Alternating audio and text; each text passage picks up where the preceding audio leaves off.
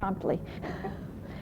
My name is Patricia Martinez-Dorner, and this workshop will focus on counseling the adoptive family about possible search.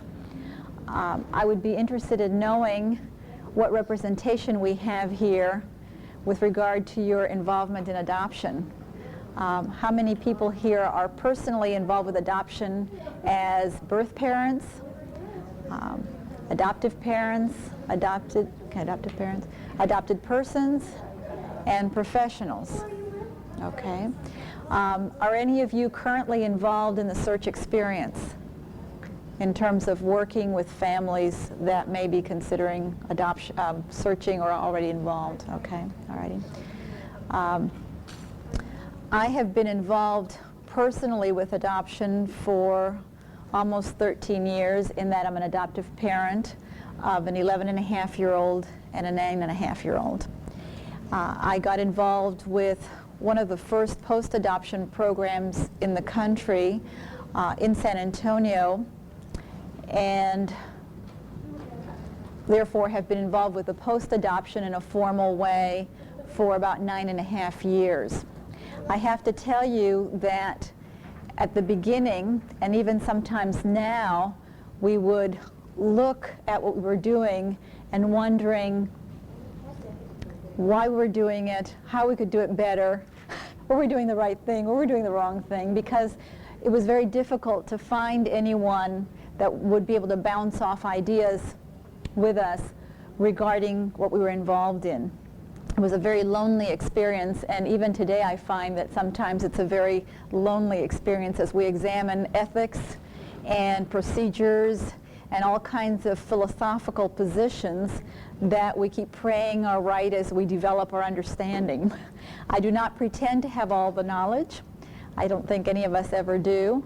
All we do with each case is try to do the best we can.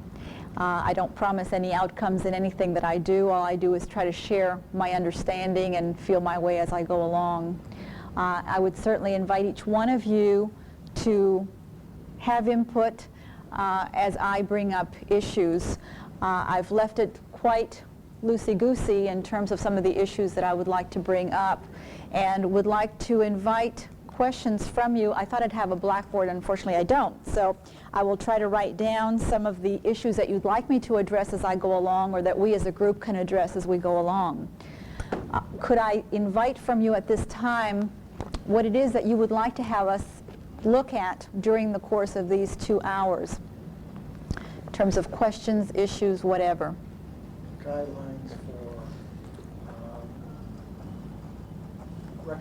Guidelines for recommending searching for minors. Okay. Anybody else? At the point of, we just got a new legislation passed that when the adoptee is 18, the records can be opened on request of one of the parties. And what kind of for instance, what should a brochure that would be handed to an adoptive family at that point if their child were searching? What, if you could say nothing else to them, you know, but these few words, what would they do? Okay.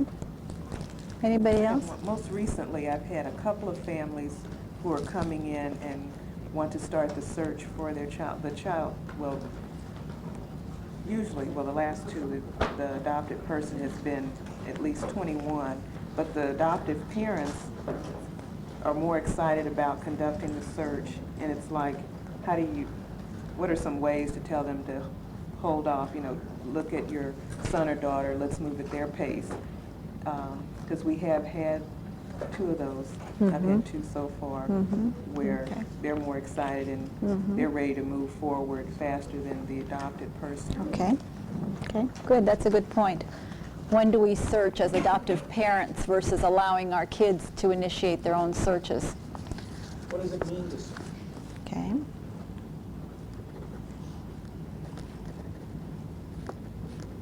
Okay. Anybody else have issues that you'd like addressed? What are services or kind of, you could give your top 5 list of services agencies could provide post-legally to families, adoptive families, what would those be?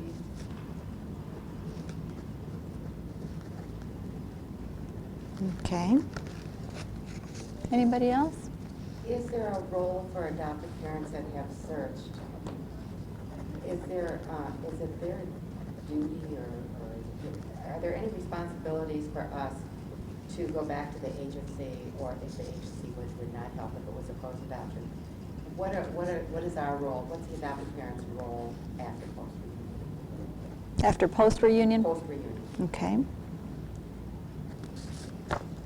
One that I'd like to throw around also is, especially in working with agency files, when any of you may have access to agency files, when do you search on behalf of the birth father or siblings? That's an issue that arises in terms of ethics and philosophy as well.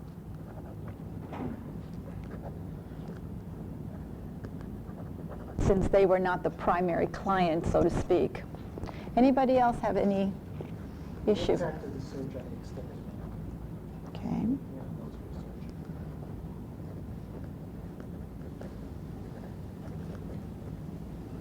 research. Okay. Got it written down, so we'll try to stay with these and touch base on them as we go along. Okay. When do you feel it's important to bring up the issue of search in the life of the adoptive family? During the home study. Okay, during the home study. I think you're right on target in terms it has to be early. I realize that many of us are already dealing with people where the topic of search was not addressed ever because it was not a reality years ago. Even as recently as 11 and 13 years ago, so many agencies were totally closed, as they continue to be today. Anything I say about the past can still apply to the present, obviously. And it becomes very vital to bring up the issue of connection with the birth family, even within the pre-adoption type counseling that any of us may do, because this is a reality. This is an acknowledgement, a major acknowledgement of the existence of that birth family. This really challenges how it is that we came to be a family when we acknowledge that a search might someday occur. So again, we're intertwining the issues of infertility and the integrity of our family. I work with families where sometimes their contact is very voluntary and sometimes it's very involuntary. So I'd like to address both kinds of search process, because there are times when people are touched by a search whereby they did not initiate the effort. That may be a situation where perhaps their son or daughter has initiated the search, already immersed in it, completed it, whatever, and the parents become aware of it. So sometimes they will come to us in distress, in anger, with whatever series of emotions they are experiencing. Sometimes we may have only a moment to counsel with them. So it becomes vital to be real clear as to what the priorities were in terms of what you're going to say, kind of along the lines of what you say, what do you put in a brochure? You have to really clearly prioritize for yourself what it is that will be critical to convey to these people who may be angry, distressed, afraid, whatever. Sometimes we may not have eyeball-to-eyeball contact. How many of you do counseling on the phone, again, because of distance or whatever? A tremendous amount of my work is on the telephone. It's hard to build trust sometimes when you don't have that eyeball-to-eyeball contact. So we have to look at ways to build up that trust when you may only have a 5 or 10-minute conversation. The idyllic situation is when you have these families come in over time where you can really counsel and go through the issues and do whatever it is you need to do. But we have to look at the realities of the post-adoption world where we don't always have that luxury. And so we need to examine that.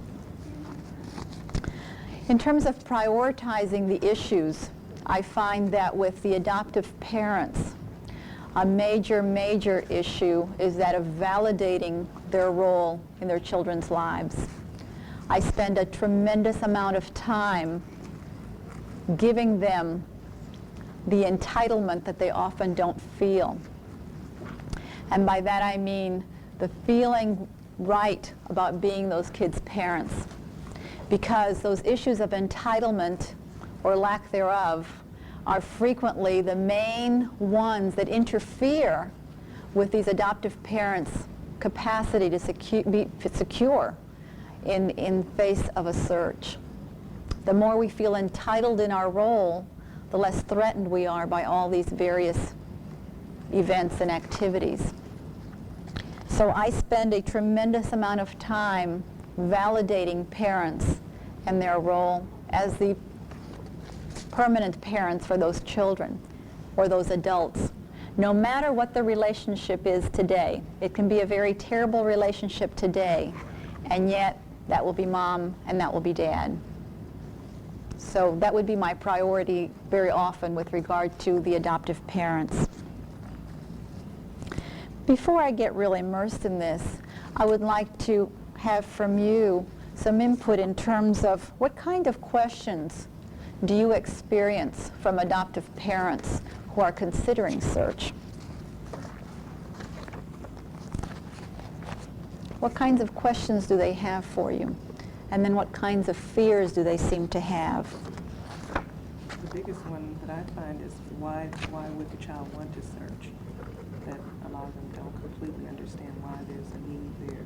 Okay. If they fulfilled Mhm. everything Okay. as a parent. Okay. Whether it represents some kind of maladjustment. I think a lot of adoptive parents, mine in particular, are real concerned about the child being hurt by what they find, Okay. by what and who they find. What Anne has just said with regard to parents' fear of their child being hurt. Hang on to that, because in this field, we have to look below the surface. What is the other side of that concern? What does that have to do with the adoptive parents? How it's going to affect their relationship? That will tie into that. But we always have to look below the surface of what does it mean? I'm afraid my daughter is going to get hurt. What does it really mean? In line with that, there are some adoptive parents that also are concerned, what might you be doing to your birth parents? There's that concern too. Very often what I find is that it also becomes an extension of their own fear. I am so afraid of being hurt myself. It becomes much more acceptable to say, I am afraid that my daughter is going to be hurt. I am afraid that we're going to intrude upon the birth parents. And so we need to ask them, and what are you afraid of deep in your heart? Again, validating them and giving them permission to have whatever feelings they have. Because again, so often at the core is that lack of certainty that they really have the right to be the parents to this child. So a lot of our work is helping these parents, whatever stage they're involved with in adoption, to feel entitled to be parents. How to deal with emotional pressure from the birth parent. I have a difficult case really, where there's a lot of emotional pressure from a birth mother living somewhere in another country. And the adoptive parents came to see me and asked me, what can we do? She's writing sad letters and things like that.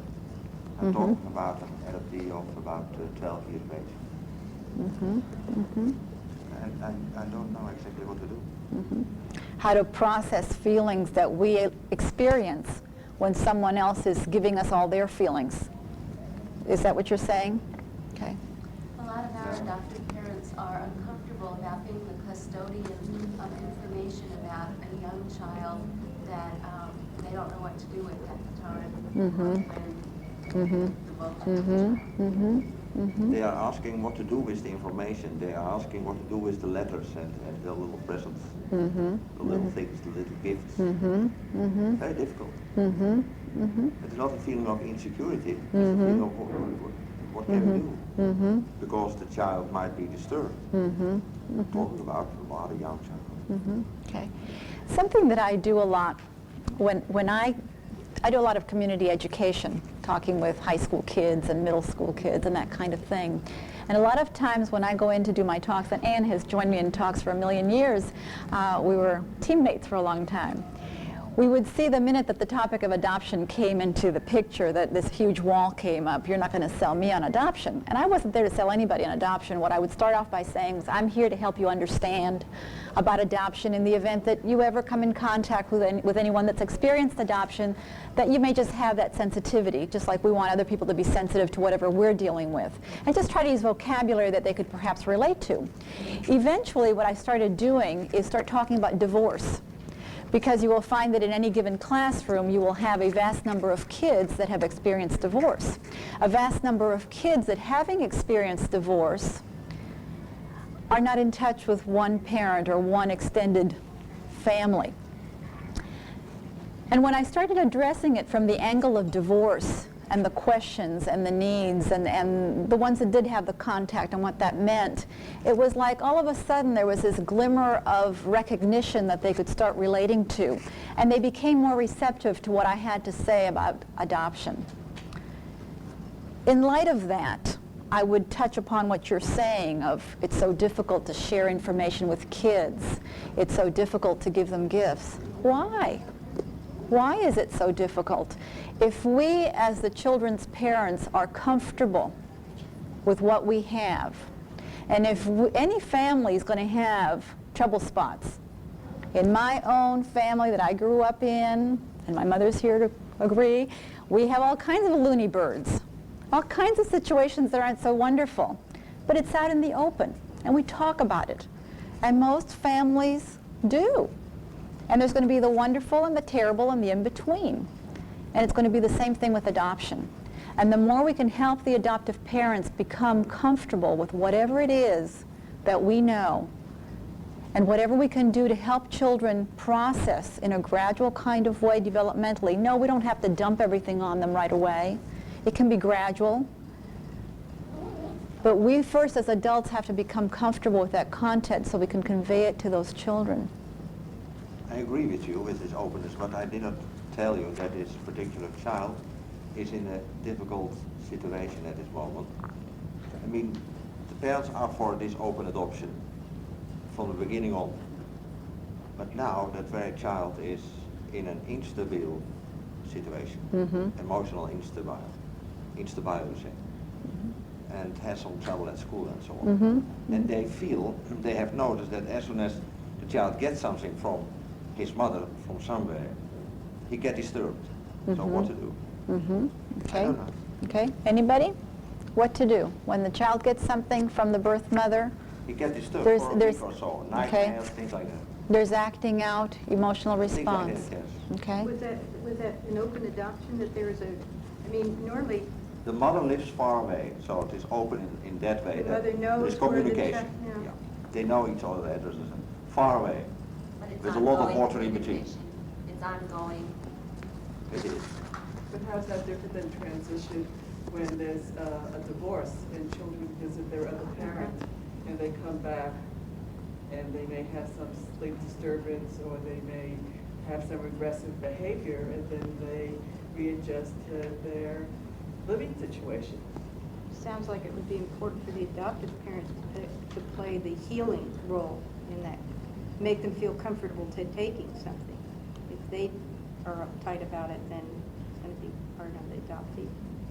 What I do in the work with the adoptive parents when that kind of behavior occurs, whether it's because there's some openness in the adoption or because the youngster is having some adoption issues surface, is to help the parents understand that that's part of the grief process, that's part of some of the healing, that's part of dealing with it, to come to terms rather than what we experience and hear so much from the adult adoptees that they never had the opportunity to deal with it. They either got pushed under or they acted it out and it was never understood. And I believe that it's a good comparison to the issues of divorce. Doesn't mean that we have to not have that youngster see that parent or never talk about it. And if the parents understand that either the sadness or the regressive behavior or the youngster talking about some of their confusion in their life is part of that process. Now again, there's a balance. You know, if it kind of stabilizes and gets back into the normal pattern, those are helpful signs. If it escalates and escalates, then we have to look at it and help possibly the youngster as well as the adoptive parents help manage that behavior. I want to just follow up on that because I mean, basically, I would handle it the same way. And most parents will identify it as disturbed or pathological behavior, whereas you can begin to look at it and label it as normal adaptive grief reactions rather than pathologize it. You can begin to give it a new label and begin to react differently to it. Absolutely. But your point is well taken too. If it escalates and starts to snowball, grieving can become pathological, and we have to take a look at it and deal with it accordingly. What we're seeing with the practice of open adoption is that our children are incrementally working out their adoption issues, and the grief is real evident. But in the process, we're seeing the healing is taking place. And what we're hoping is that we're not going to end up with overburdened adults, but people that are at greater peace with their adoption status, because it is incremental. Go ahead. Did you say that the child was 12? About 12. Because I think a lot of this depends on the age of the child, and there, for the first time, or when is the first time that children get to take some mastery or control of the situation. I guess one of the things that I would want someone to do would be to talk to this child to the degree, or listen to this child actually, to the degree that he can be listened to find out whether he wants or doesn't want, or what's going to smooth the process of his being offered this information. Is he ready? Does he want it? Does he not want it? And could he have something to say about what is done with him rather than it being done to him by other people? It seems also there would be the loyalty issues of the loyalty to the birth father, the loyalty to the adoptive parents. And I think this is a good point for them to say, wait a minute, you guys. The loyalty issue is very central to adoption, and it starts very early with our children. And what is our role as adoptive parents? To give the children permission to love us, to love the birth parents, to love grandma and grandpa, to love whomever that child chooses to love. That is a major role that we have as parents, because that unburdens those children, and they will check it out over time. But if the message is very consistent, and it's not just a verbal message, but where they can see the proof of the pudding through our actions, they're going to start trusting that message and be less in the middle of that havoc with regard to loyalty issues. I'm going to tell you just a very brief story. My children are wonderful sources of stories for me. I have one daughter who has been a challenge from the time that she was a very small child. She has dealt with adoption issues since she was a very small child. We have been in correspondence with her birth mother since she was about 2. She has had a tremendous amount of displaced anger onto me, the typical behaviors that we see a lot of. And as time has gone by, we have increased the degree of contact with the birth mom in that she finally started participating and corresponding with her birth mom. Every Mother's Day, she would pick out the biggest, fanciest Dear Mother card and wrote all kinds of wonderful messages, and everything was done with my total support. I financed all those cards very gladly. And this child has wanted to meet her birth mother for many, many years, but her birth mother could not handle it, and therefore just didn't. She met me, but she couldn't meet our daughter. Well, this Easter, they met. We all met.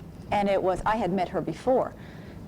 And it was very interesting to observe this child's behavior, because it was obvious she really needed it, but there was a lot of existential stuff going on within her. When Mother's Day came, we went to buy our yearly card, and this year she said, "But Mom, these are all Dear Mother cards, and that's not what I want." And what she got was a very beautiful, basically Dear Friend card. She's working on her stuff. The day may come when she will once again buy a Dear Mother card, and I don't care. She can do what she wants.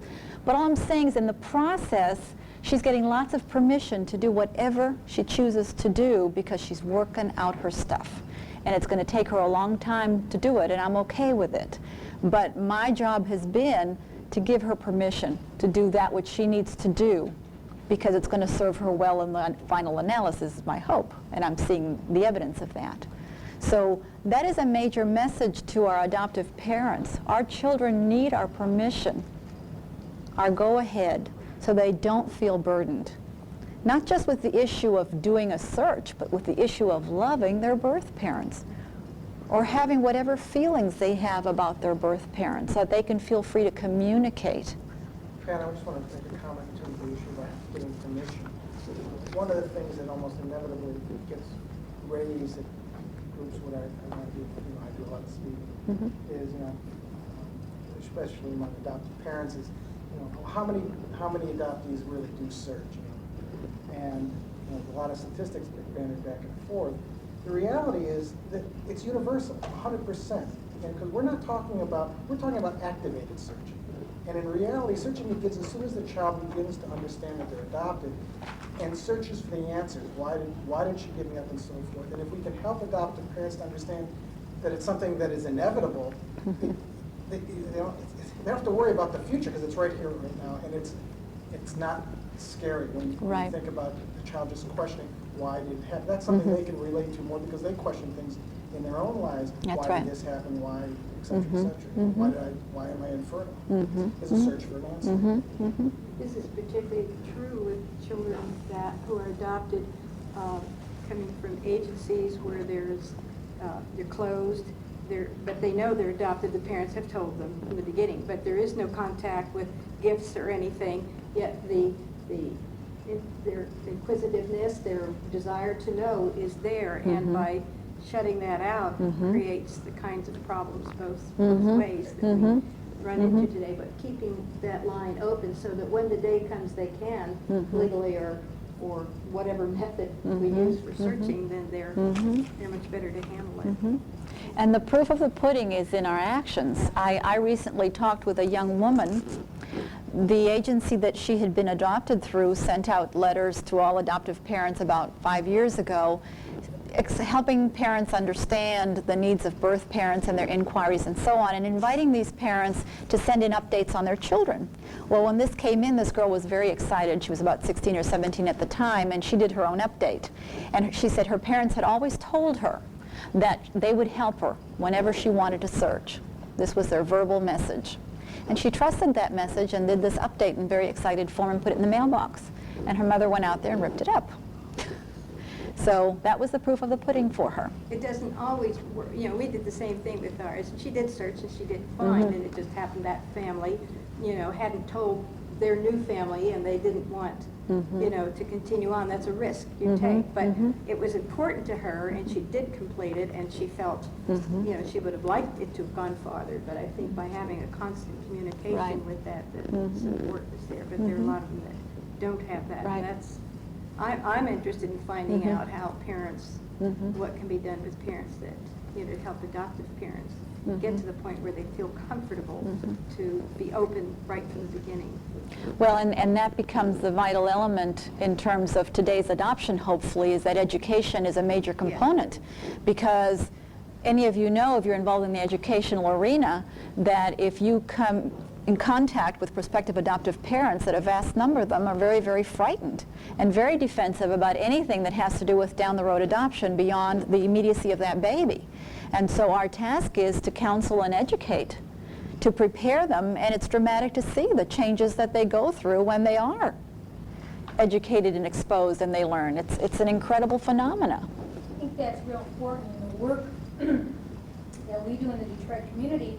There are so many parents who need the education to decrease some of their scares. The other aspect of it, on the other end of the continuum, that I'd like to bring up as a point of concern, is the adoptive parents who feel the need to search and who believe that finding the birth parent and initiating a reunion for that child is going to be the answer to everything. It's another extreme, and I get those kinds of calls as well, whether they be from parents whose children who happen to be adopted are now 20, 30, 40 years old, that feel that they're emotionally stuck, and then of course the parents who want to search and have the contact with the birth parents in case the youngster should ever want to have a reunion. So there's a continuum of those kinds of interests on the other side. And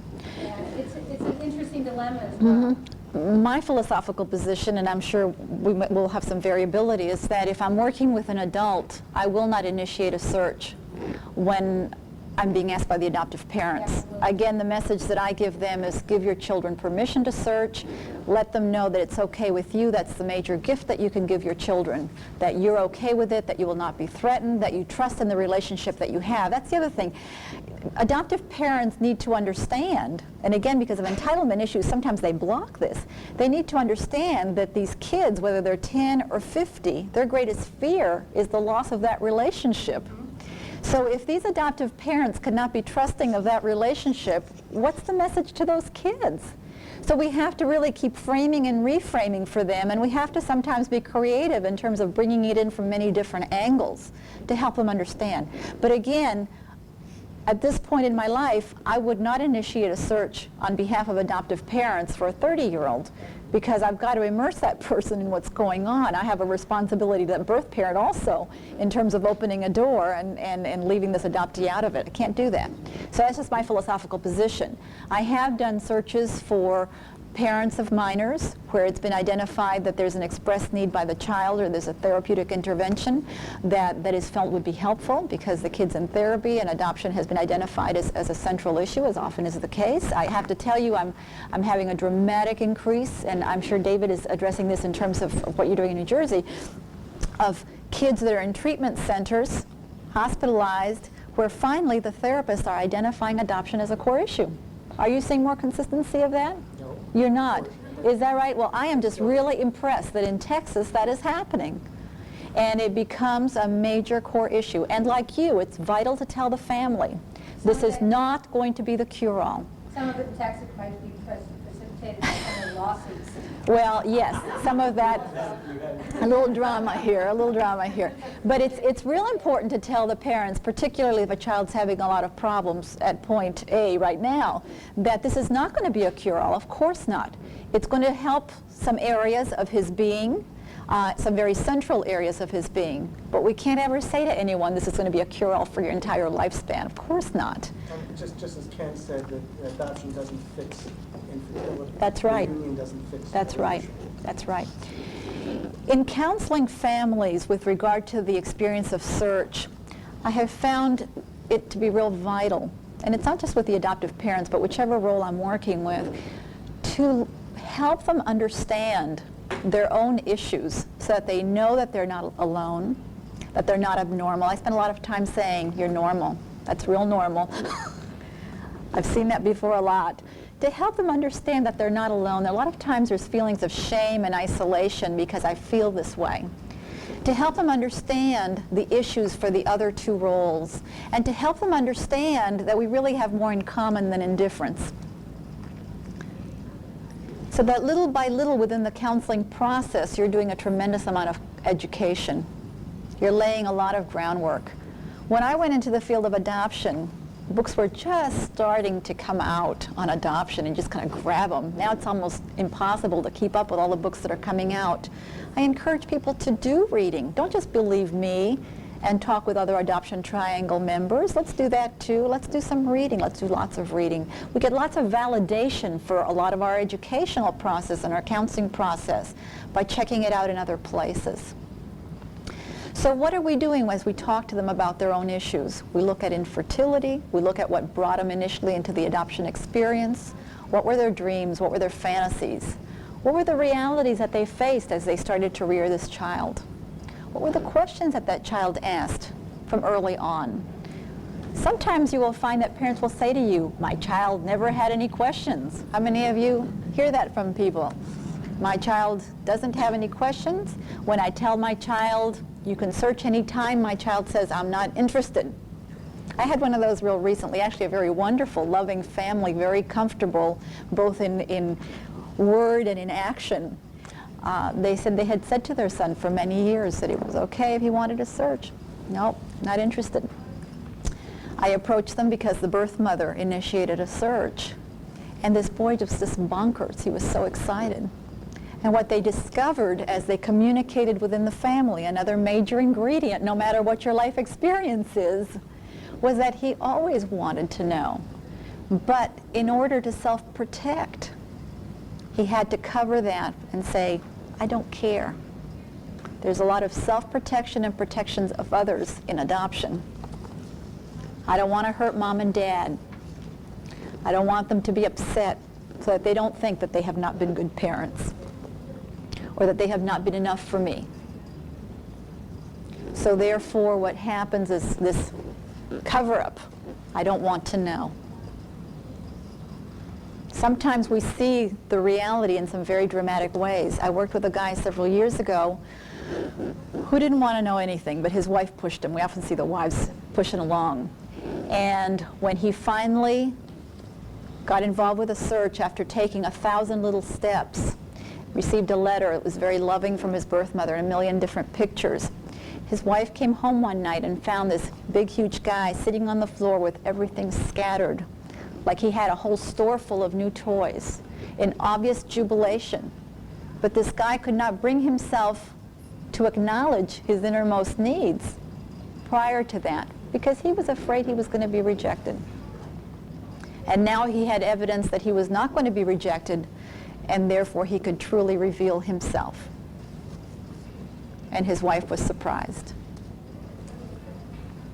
So we have to help adoptive parents understand their own issues, what they do have in common with other adoptive parents.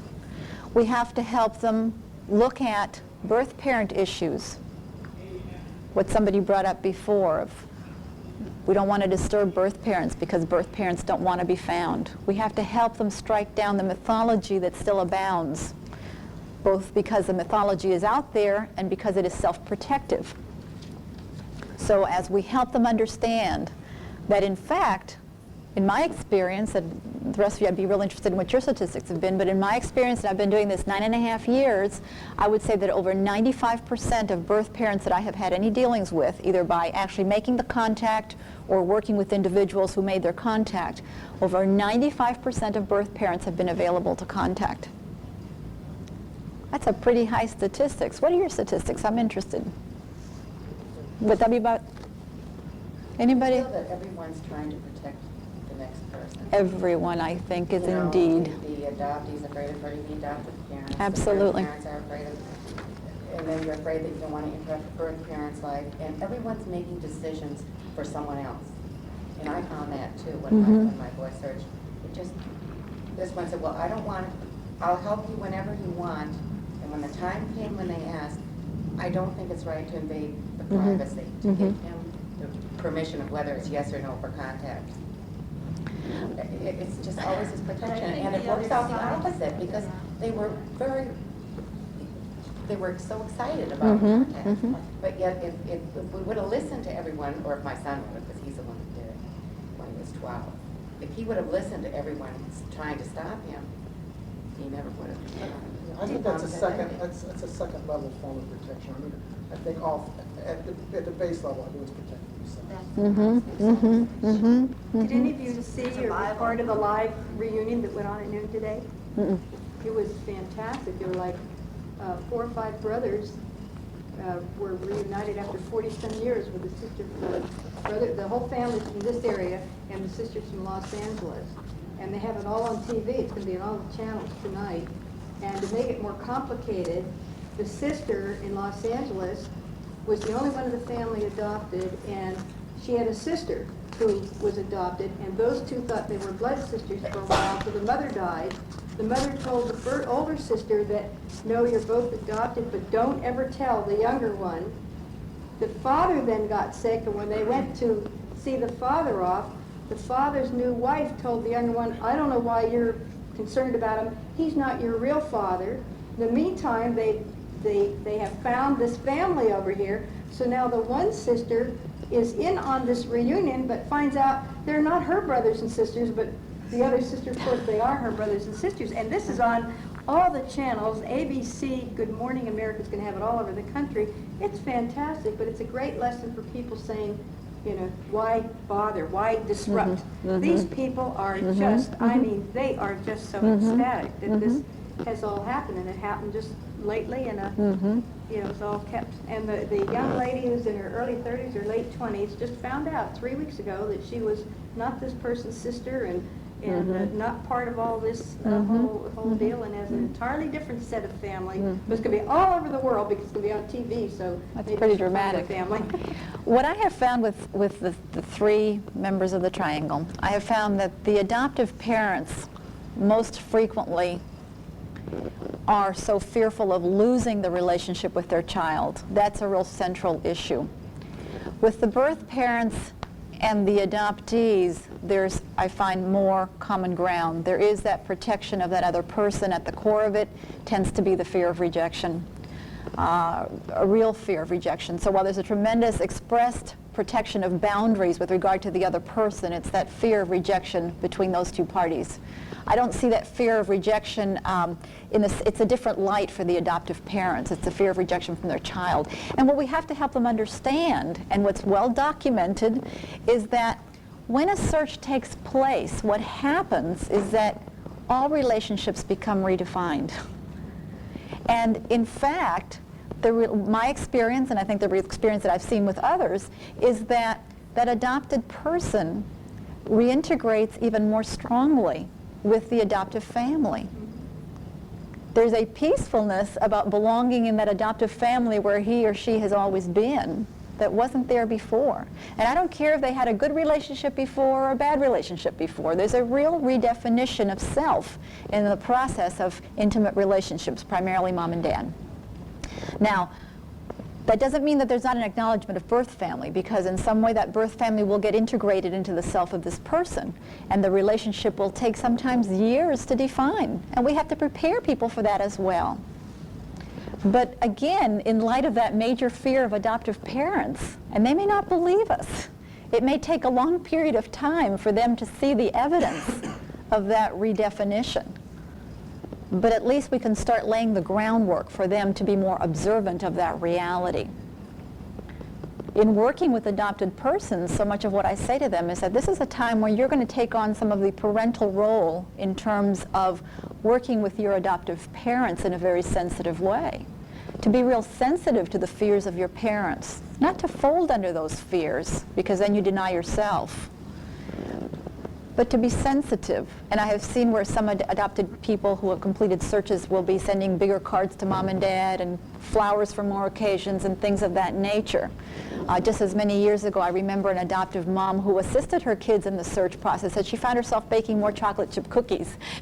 So again, we just need to be aware of our own concerns, to be in touch with them, but to be able to respond. I find that the vast majority of searchers that I work with are not telling their parents. And what's that all about? What's that all about? And so a lot of what I help them get to, because in my experience this is what it's been about, is that yes, indeed, they don't want to hurt their parents, but of course the underlying issue is that they don't want to lose their parents. Their greatest fear is losing that relationship. Again, the trust in that relationship, the permanence of that relationship, which is adoption revisited over and over and over. To help them understand that as adults, they have the right to do that which adults do, which is to acknowledge their own needs and act on their own needs, so that when they do tell their parents, it's not as a child coming for permission, but as an adult sharing a fact. It's a real different kind of framing of what it's all about when you tell your parents. And I do not encourage or force or in any way coerce individuals who are searching to tell their parents. It has to be their decision. We see a lot of adopted adults stating they're going to wait until their parents die to research. They have all the information, they're just going to wait. And how do you handle that? How do you help them get in touch with what it's all about for them? I mean, that's part of why I'm here today. But Okay. as you say, just empower them to be able to establish that adult themselves. Can I, That's what I'm doing. sorry, can I address that? Sure. I found my birth mother 5 years ago. Pat found my birth mother 5 years ago. And my adopted mother just died 6 months ago, and I was just thinking when you were talking about something, or I don't even remember what it was. I really, about rebounding in an adopted family, I really am glad that I found my birth mother before my adopted mother died, because it allowed me to get close to my adopted mother, and I wouldn't have had that otherwise. Oh, that's your grandmother, Anne, saying I approve. That's funny. Have apprehensive about your search? Oh, terrified. Yeah, Terrified. because of maybe losing you? Oh yeah. Yeah. Oh, it was the she's gonna hurt you. Oh, She really? was terrified. Oh, she was worried of what your that birth I'd parents be did to you. Oh, she was, yeah. Oh. Yeah, it was, Oh, that's another but she was switch, yeah. more afraid for Yeah. herself. Oh, I'm glad you did too. I'm glad you found And there was tremendous redefinition of you within your family, Ann. Tremendous, because can you address a little bit what it was like for you beforehand, Ann, in terms of your relationship within the family, or how you perceive the relationship within the family? I didn't mean to turn the spotlight. It's your grandma who always, myself. Ann's grandma always finds us parking spots. No, everybody's gonna think we're strange, Pat. Don't even tell that story. It's a long story. I grew We up believe in ghosts. with a homegrown sister who's 7 months younger than I am, so my parents were pregnant when they got me. I never felt like I belonged because my sister was so much like them and I was so different. And I really felt like an outsider and I didn't belong and I just felt lost. And thank you. And it's easier to talk in the dark. I don't have to look at anything. What it did was it made me feel like I did belong there. You know, I went, I found my birth mother, and I saw what she was like, and I saw that I looked like her, and that I have her temperament. But the way I live in the world is my adopted family, and it's like, oh, I really do belong here after all. How did your mother handle the reality of your search as time went by? Because she was very distrusting of that bond that the two of you had. Mm-hmm. Her initial response was, I want to help you in any way I can. And then she cried when she had to sign the papers because I was 17 when I started all this. And then later on it was, I'm afraid you're going to be hurt. And that was kind of what she stuck with. And that's how they've dealt with it. So there's, you know, I've come a lot further in processing than any of them have. And our ghosts are not with us today here. She's mad at me for airing her laundry. We do believe in ghosts, by the way. We have lots of friendly ghosts, though. Thank you. And Ann has raised the issue which somebody else brought up also as we talk about counseling the adoptive family, is that we are taking into account the extended family. And so much of our work has to also take into account that extended family. The siblings, the grandparents, any of the extended relatives, because very often what we see with the siblings is that, are we still going to be really brothers and sisters after the search is complete, because perhaps this person is going to go take off with the birth family. There's always this illusion, this fear, that the searcher is going to go off to the birth family because that birth family will feel more comfortable, will be younger, more wonderful, whatever. And there will be greater affinity. And therefore, the fear that somehow this lifetime relationship is suddenly going to be dissolved because a search has taken place. And again, sometimes, though cognitively they realize this is not going to be correct, emotionally it's very difficult for people to overcome it. And so again, giving them the permission to express those feelings becomes vital, and then giving them the data regarding what we are seeing so that they can really take into account the reality that that relationship is not going to be lost. You know, you talked about emotions. I find that I spend a lot of time also helping people label their emotions, because adoption is very emotional for all three parties. And sometimes I will be counseling with a family, and particularly the mom will get choked up, sometimes the dad. And then they apologize, and somehow we have to help them feel okay with their emotion, because their emotion is not necessarily an indicator of discomfort with the search even, but that it's bringing about a tremendous amount of sentiment and they need to cry. And so I encourage them, especially if their child is there, or even if their child is not there, to communicate to the child that I'm crying not because I want to cut off communication or because I'm uncomfortable with this, but because it just brings up a lot of emotion for me. I have feelings that are coming up, and I know that with my kids, they're so used to seeing me cry that when anything's coming on, you know, they kind of sit near me to catch the quivering lips. And they know I cry, and we can talk about it, and it's all right. It's not a taboo kind of thing. And we have to start with that very early with our kids in working with adoptive parents, because the kid might ask us a question that just sets us off for whatever the reason, and say, it's okay that you asked me that question, and I'm crying not because I don't want you to, but because I just have these feelings. Have you found this to be the case in your practice?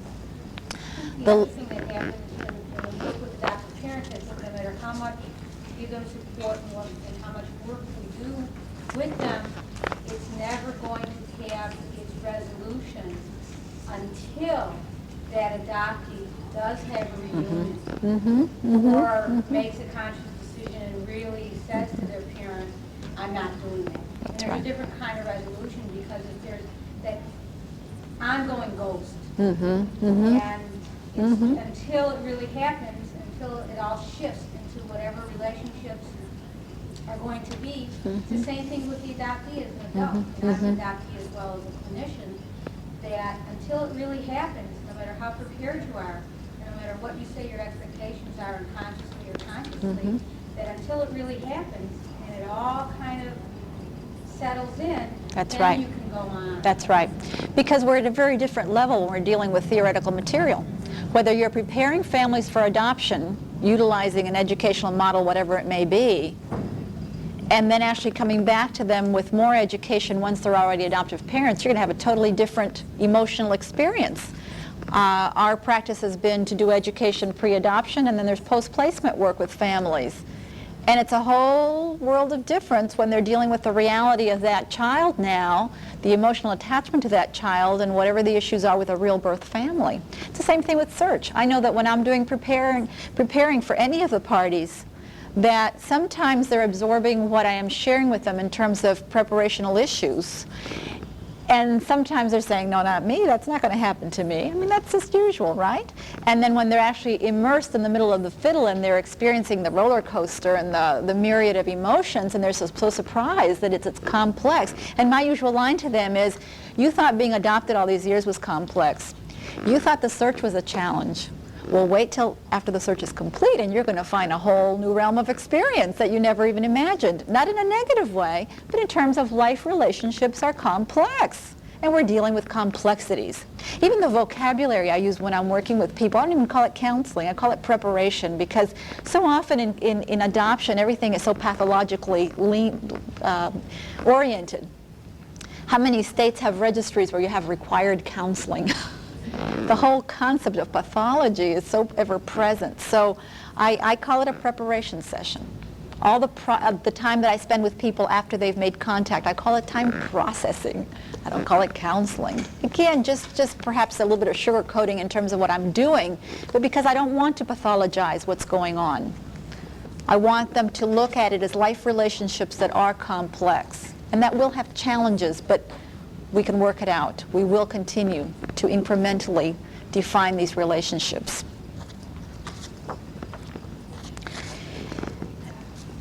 In working with adoptive parents, I will talk with them in discussing the issue of search. I will talk with them sometimes in terms of framing it like the in-laws. What do you call these people? They want to know what their kids are going to call these individuals. Do you call them by their first name? Do you call them mommy? What do you call them? And what I have started to do is frame it the way you deal with in-laws. Some of us can call our in-laws mom and dad, and some of us cannot go beyond the Mrs. whatever, and some of us may call them by a first name. Not because that person feels like our mom when we call them mom, but because that feels comfortable. And so I try to help the parents understand that it's not a robbing of the title, if that's what's happening, but that it's something that's going to feel comfortable for that adopted person if that's what he or she is choosing. I find that typically people start off with a first name nomenclature. That feels most comfortable, typically initially. As time goes by, it may evolve to something else, and that's okay. It just has to be a situation of feeling true to yourself. Again, so that the adoptive parents don't feel totally displaced. And if they can somehow frame it in terms of the in-laws, perhaps it will not be quite as threatening to them, and they will not feel that they've been discarded as the parents. Try to help them understand that the adoptee is not looking for a mommy.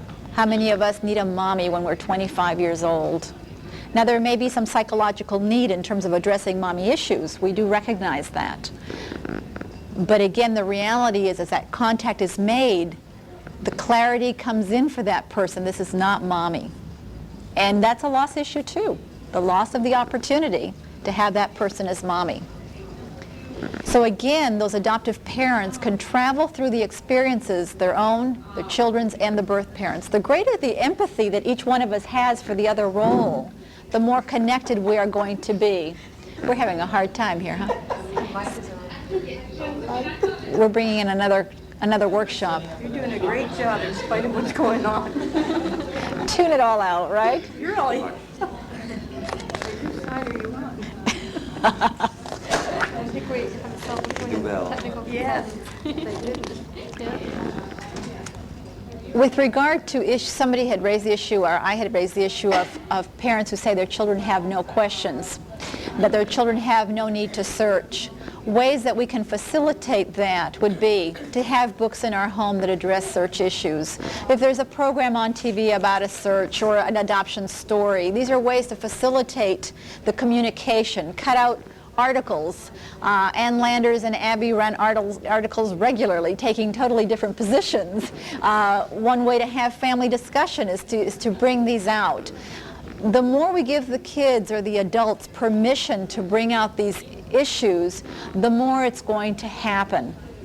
Because even in adulthood, these individuals, these adopted individuals, have tremendous concerns about being very openly involved in adoption communication, because so frequently they don't feel they can do it safely.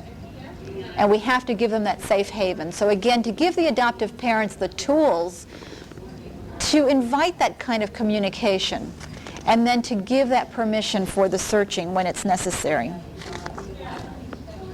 Sometimes I have adoptive parents who will say, but this is not a good time for my children. Do you ever get any of that? This is not a good time. She's getting married, she's graduating from college, she's starting college, she had a cold last week. So many things that have to do with timing. How do you handle that? What do you say? Shut up.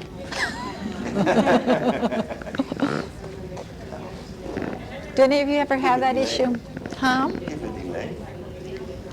Let it be delayed? I mean, it doesn't matter anything 2 weeks or 2 years later. The child or the adolescent should be ready for it. You're And saying they- the they know concern is that themselves. the parents feel it's not a good time? If somehow the parents have become involved for whatever reason, let us say that the adopted individual is living at home and the issue of search has arisen, and the parents are being counseled, learning about the search, and they're saying this is not a good time for my kid. Were you talking about a youngster wanting, or are you talking about? An adult typically, adults typically. I think then that's when the adoptive parent is making the choice that I will not be involved in this search, and that's what pushes a lot of adoptees to search behind their adoptive parents' back. But I think they're just making that, they're telling their adopted child, they probably won't be ready 2 years from now or 4 years from now. Later. You're right. It's more like the parent's not ready. rather That's than right. your- yeah. That's right. That's the parents. That's right. That's right. That's right. What I do in the work with parents is to talk with them and normalize how much decision-making do they make in their child's life. Right. And try and first broaden it to the perspective of if this is an adult, 18, 25, 30, whatever it is. And yes, some adoptive parents are overly involved in the process of not only should the adult child search, but then helping them along the way. Just like sometimes spouses are too involved. They go ahead and search specifically for the male adoptee and say, okay, here's the information. Right. But in the work that I do with them is try and put it in perspective as to them letting go. And letting that adult make the decision, because what ends up happening when they don't let go, there's all kinds of bad feelings. Whether that adoptee chooses to search or not, then it becomes a battle between the parents. It's not just the issue of the search, it's just a battle of That's right. tell me what to do. That's right. And what often happens is that that individual has adult status in every part of his life except in the area of adoption.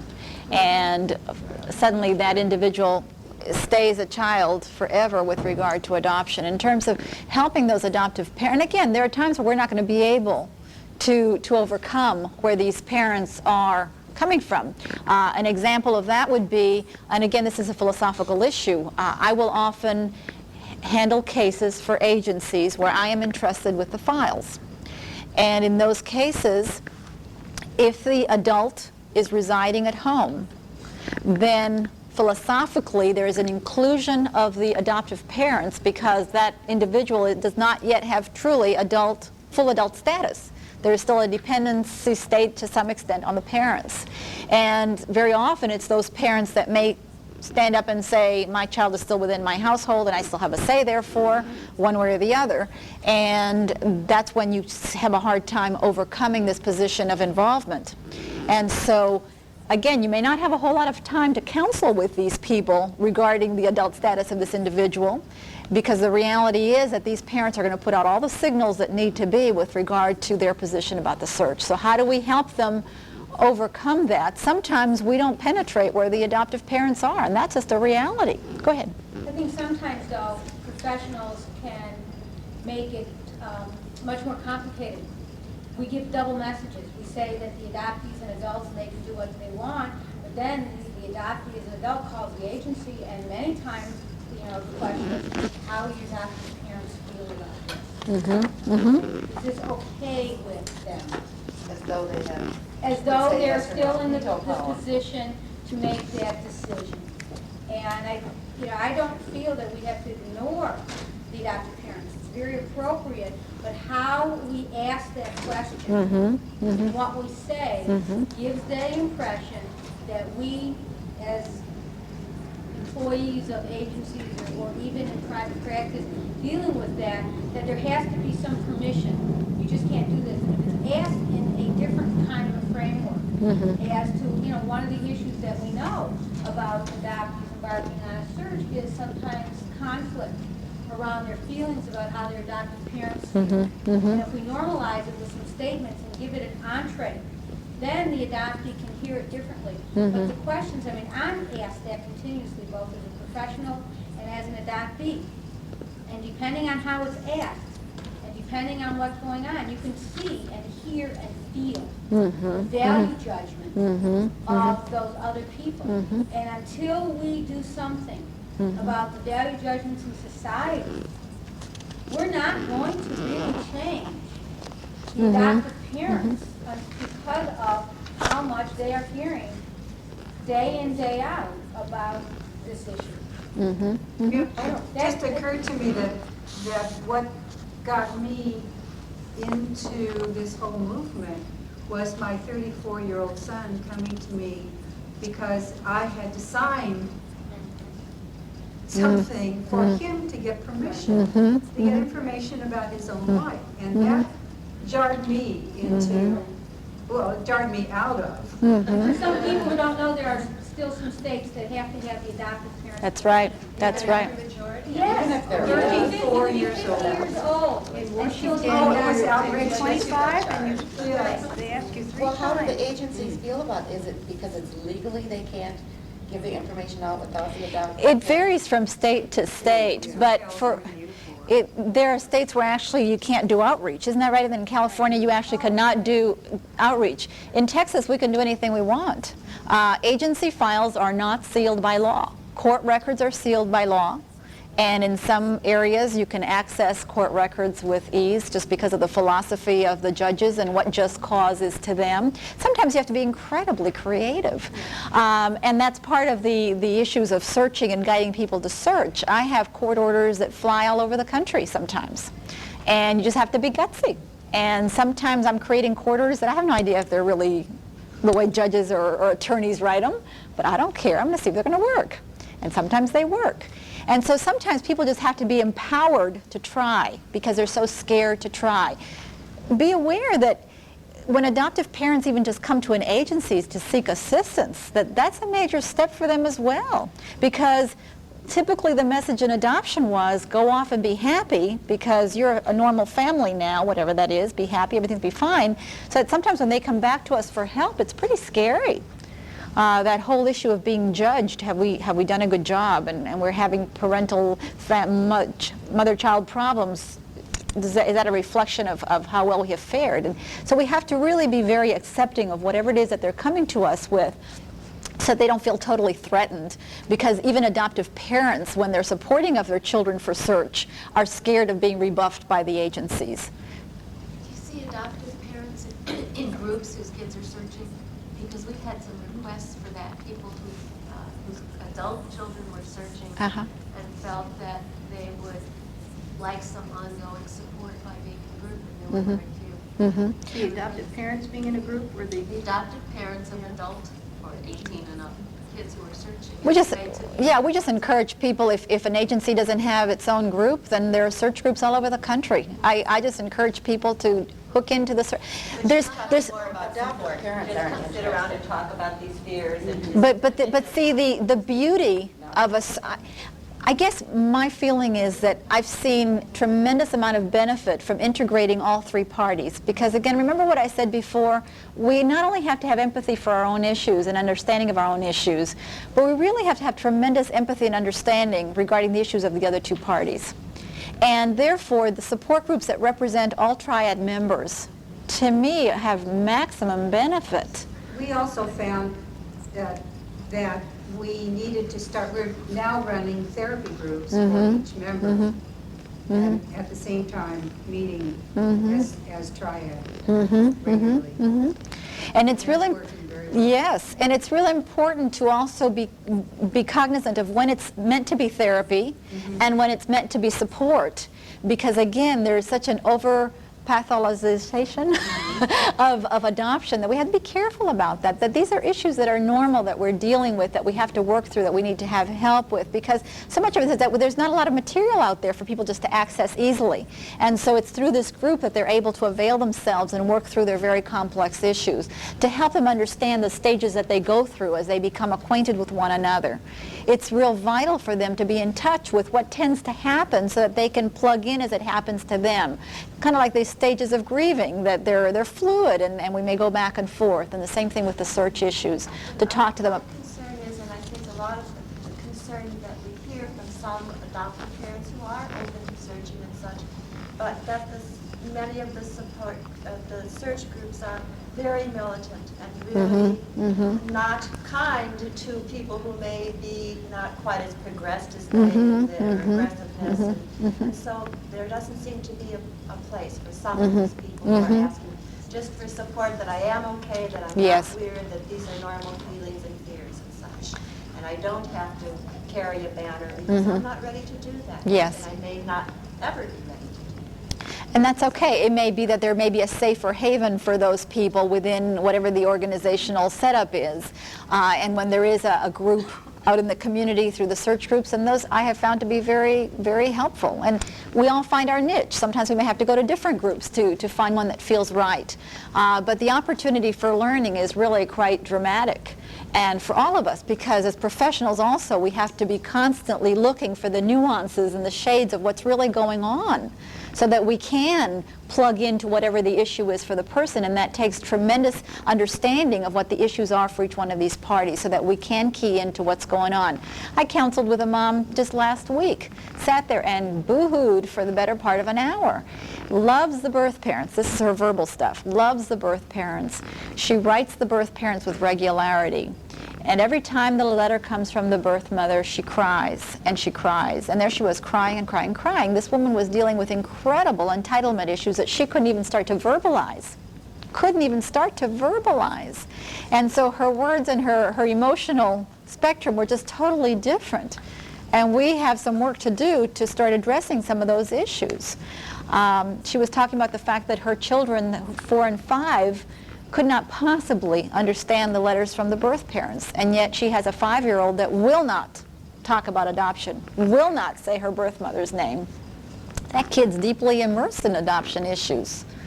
And so we have some work to do. But again, to help them come to grips with both what their cognitive self is spilling out and what their emotional self is spilling out. I wanted to touch some on both again with minors, you have a tremendous amount of input from the adoptive parents. And I know that there's a tremendous amount of philosophical variation within the field as to whether there should be search when minors are involved. And I will share with you what my position is that I have been deeply immersed in minor search, have seen some tremendously positive outcomes. Again, preparation with the adoptive parents becomes very vital in terms of helping them anticipate the many issues that they will confront as contact becomes possible. That with children, sometimes a letter will suffice, that sometimes one meeting will suffice, that we have to be reading the signs of what the children are saying that they are needing, that we need to be reading their behaviors and their emotions, that we have to give these kids, again, permission to express themselves as time goes by, help them label their feelings and their behaviors. In working with children, I will meet with the kids and talk with them about what their needs are as best as they're able to express them. I may facilitate some communication. I encourage birth parents to write very simple letters to children. Children don't need hugely long letters with major complexities. Kids need to know that they're loved and remembered. They need to know what those birth parents look like, what their favorite foods are, what their favorite colors are. Simplicity at its best. We find that so little fills so much, and that we be responsive to the kids as they express their needs. It doesn't mean overload. It doesn't mean that we have to talk about seeing the birth mom every other day, because we find the kids don't really express the need for that. Are any of you involved in minor search at this point in terms of preparing families? Or what are you doing? I'm not involved in actually doing it. I'm involved in listening to people talk about whether they want to do it or not. And I guess my question is, if you have 4 or kids under 10 or 11 or 12, when you say, how do you decide on listening to the child when an actual search is needed rather than the adoptive parents talking about what they know and what they don't know at this point? Some of it is just the adoptive parent trying to gauge what that child is saying. When you see the child is asking questions, to me, that is more than enough. I don't want the kids to be fixated or to be consumed with a need to know. But what if, I mean, I may get myself in trouble here, I guess, but... Nobody will get in trouble here. Child development side, and not from adoption per se, it's not the beginning.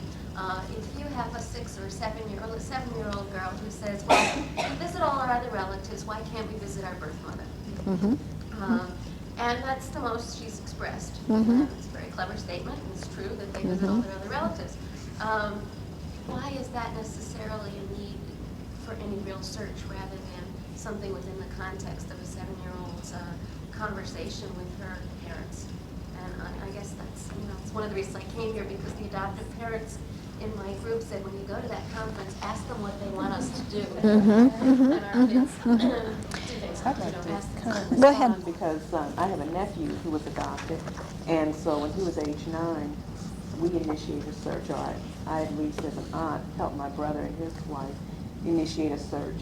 And I think the primary reason we did it, and at the time I was totally against that search for minors, and I mean, it was just going against the grain of everything people had told me as a social worker working in adoption. And the reason we did it, because it did seem like he was getting stuck. It wasn't just the one question and then he went off to play. There were a lot of other things we had to look at, behaviors at school, things at home, and he was really getting stuck. He was fixated on, he needed, it really wasn't the birth mother. His was the birth father. And so that's who we did the search for. And since we've done that, he's been able to move on. And it's like you said, he doesn't need to see that person every week, every day. He hardly, initially he would say, I want to send that person a card on Father's Day, or I want to do this. And so my brother would say, fine, we'll do that. And now it's like petered off. I mean, he just went through a phase where he really needed to know, who was this person? Do I look like this person? Do I act like this person? Why wasn't this person involved? That kind of thing. So it really helped him, and I think it could help some other children too. When there is communication within the family, when adoption communication is truly okay, kids communicate at very early ages and start expressing their needs and their questions and their sadness, their grief, their anger. You see a lot of behaviors, the displaced anger. You get lots of indicators of what's going on with adoption. Sometimes you may have a letter already or a picture from that birth mom. Our kids need to know that they are loved and remembered. Remember that for a child, 2 weeks is an eternity. So you have a letter from when that child was born.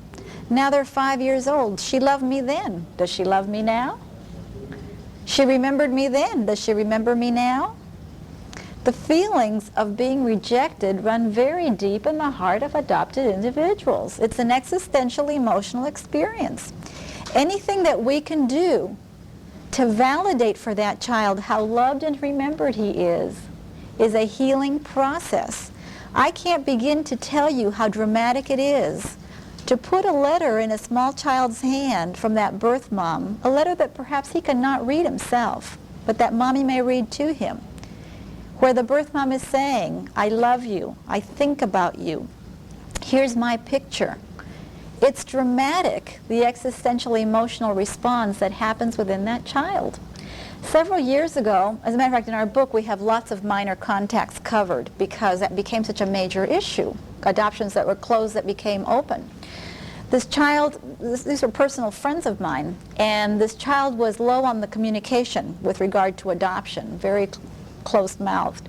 But finally, when he was about 8 years old, the dam broke. And he just sobbed one day about how everybody else knew about their parents and who they looked like and all this kind of stuff, all the typical stuff about kids. Well, to make a long story short, the upshot of that was that we got a letter from his birth mom, and she sent a couple of pictures. They came over to our house to pick up the letter and the pictures. Our house is often a point of exchanging materials. And this kid had his mom read the letter to him, read maybe the first paragraph where the birth mom expressed how much she remembered him and how much she loved him. And then he left the kitchen.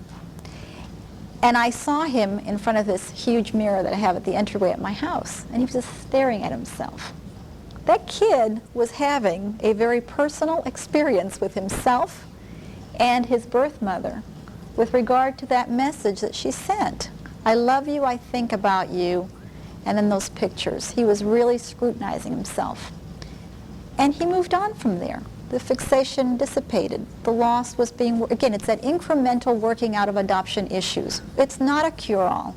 It's a gradual process of working on these issues. They're lifetime issues. And at each point, we're working at different angles of the same issues. Open adoption is not a cure-all either. We have issues we have to deal with. If you're saying that the likelihood is that these issues will surface even with young children, then I'm not sure if you're saying that why wait till those issues come up versus maybe it behooves all adoptive parents to go in search of trying to maintain some kind of open communication, or at least to know that we can find them, should we need them, and as opposed to waiting years when it might be harder to find them. I happen to be a major proponent of open adoption. I happen to love the contact that I have with the birth parents of my children. I have probably as many questions as my kids, even now that we're in contact with them. There are still areas that I don't know about, that I'd like to know about. So if we as adoptive parents are saying to ourselves, I am okay with acknowledging the reality of that birth parent. I am okay with sharing about my child with that birth parent. I am okay with allowing that birth parent into our life, then we are going to build a relationship apart from our child. And that is a lot of what we see in open adoption, that the relationships go beyond the original act of adoption, where the adults are building relationships, kind of in-laws that get to like each other in spite of the kids. So again, we have to define where we're coming from, and then of course if those birth parents are available to participate with us. And the other message that I give adoptive parents is that we do have adoptive parents who are most eager to include the birth parents in their lives, and the birth parents, because of their own emotional issues, and sometimes because they will not avail themselves of support or they have to do their own work, whatever, are not available to participate. Then my encouragement continues to be to adoptive parents, if those birth parents are willing to continue accepting correspondence, pictures, whatever, help them to incrementally work out their stuff and keep on sharing, if you're okay with that. Don't assume that their silence means they don't want to hear it, because I have found in my experience that that's not the case. And I've acted as intermediary for gobs of people. But they're working on their own stuff, and at some point they come forward. Now sometimes what happens with birth parents is that they will not respond to the adoptive parents for a great number of reasons. But when that child writes that letter and says, I need to know, or I'm sad, or whatever it is, I'm seeing a more rapid response from the birth parents. Or if the kid's having a terrible time, I've had to contact birth parents as an intervention because the kids were hospitalized. And again, the adoption issue was the critical issue, and there needed to be some grief work and some resolution and so on, where birth parents have responded, where before perhaps they could not bring themselves to participate. And then the reality is that there will be some times where the adoptive parents are very eager and willing to include the birth parents, and the birth parents just cannot come through. And then we have to help those families deal with what that means as best as we understand what it means. How often do you have families where, rather than the child saying, I want to know, I need to know, saying, I don't want to know, and it's the adoptive parents who really want to know and are pushing or searching? I'm not seeing a whole lot of that. Are you seeing a whole lot of that? I really am not seeing a whole lot of that. I really am not. If I'm having adoptive parents of minors coming forward, it's much more typically, of ones that start off as closed adoptions, it's been much more typically because the kids are behaving in a depressed fashion, that they're connecting to adoption through family communication or through whatever. These are not families that come forward around search issues. They come forward around adjustment issues. And questions of searching get raised. Adoptive parents, in many cases, have been and continue to be open to that idea. The child really being quite uncomfortable. I'm not getting a whole lot of that. I really am not. Sometimes when I have parental involvement, even in adult search, where the parents are saying, I'm here to support you and I'll go with you to the prep and the whole bit, and that's fine. I welcome the whole family. They wish to be there. I have to really focus with the adopted person on whose search is this? Is this something you really want to do? Are you really ready for this? Because you, as the searcher, as the primary searcher, have a major responsibility to that birth parent. I can't contact the birth mom and say, I'm representing your son, and then once the contact is made, he backs off because he's really not ready. Mom was the one who was ready. So it's really important to bring all this stuff out in the open in terms of searcher responsibility. Well, that's basically my question. We're talking about, in a sense, promoting the search, even with very young children. But when you have families where the parents are more than willing to be involved in the search, and the child is not, how would you handle it?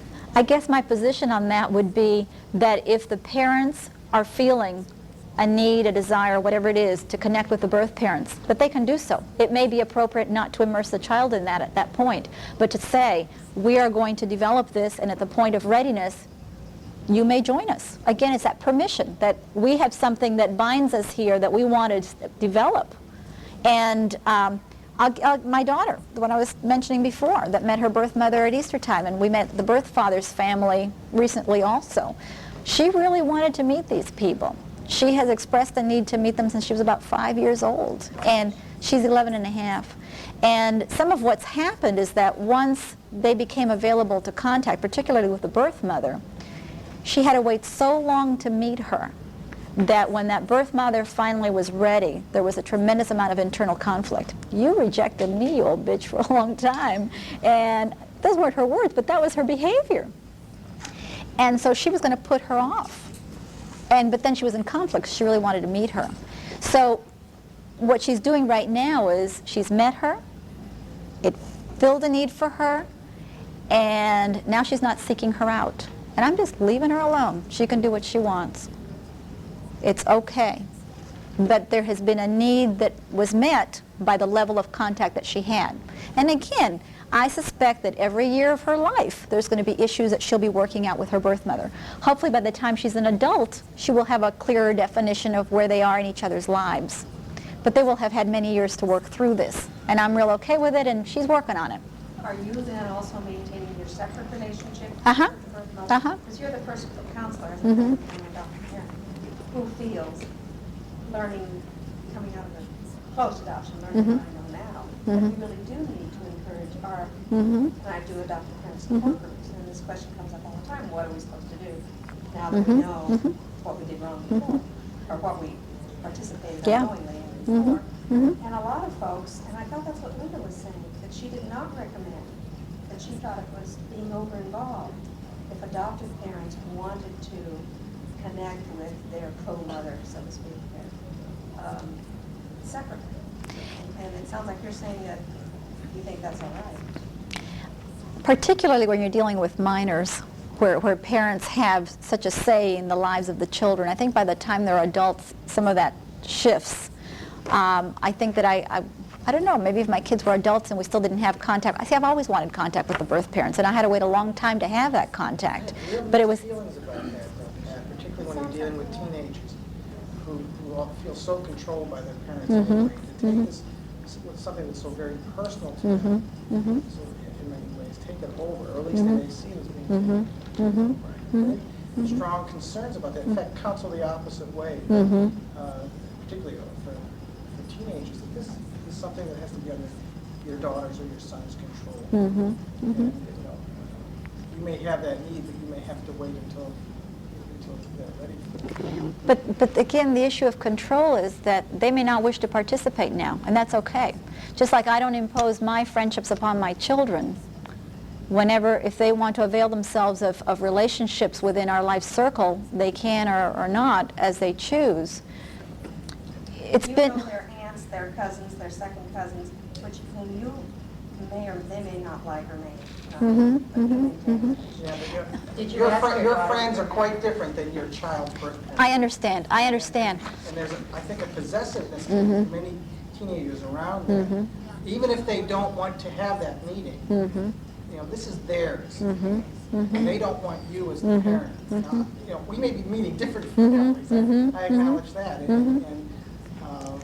But I've been very reluctant to counsel or prepare. Have you asked the adoptees how they feel about that? Oh, very much so. And they say they don't want it. They've been very reluctant, and more than reluctant, they get very angry. At that age. And if they would say it was okay, then you'd go on from there, right? If that would happen. My experience has been that when the adoptive parents are coming to me as parents of teenagers, that it's because those teenagers have expressed the need to connect.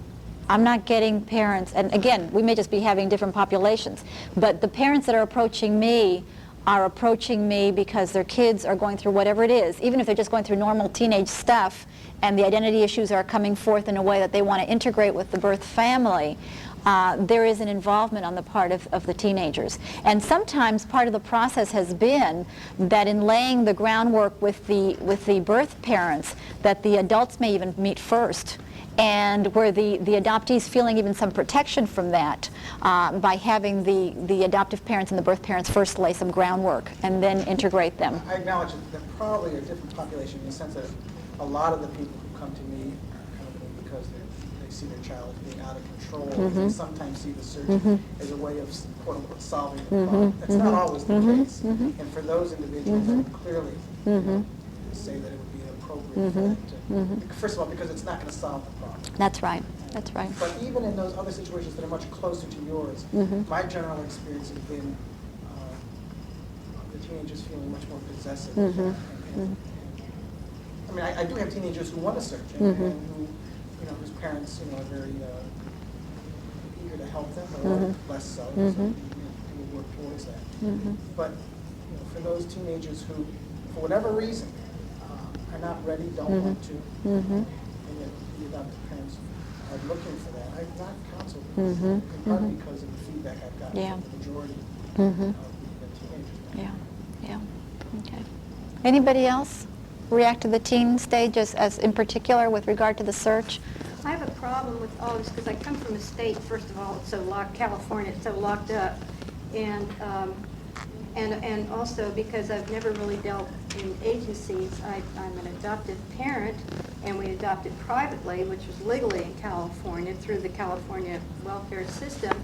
So we went through what you're talking about because we were like the agency, but it was on a one-to-one basis. And what I heard you say, and one of the reasons I wanted to come to this group because I'm trying to work up something that might be educational, at least for new adoptive parents, because I think adoptive parents, my child was an adult, you know, in the late 30s, and there was nothing, no place to go, particularly when it was independent.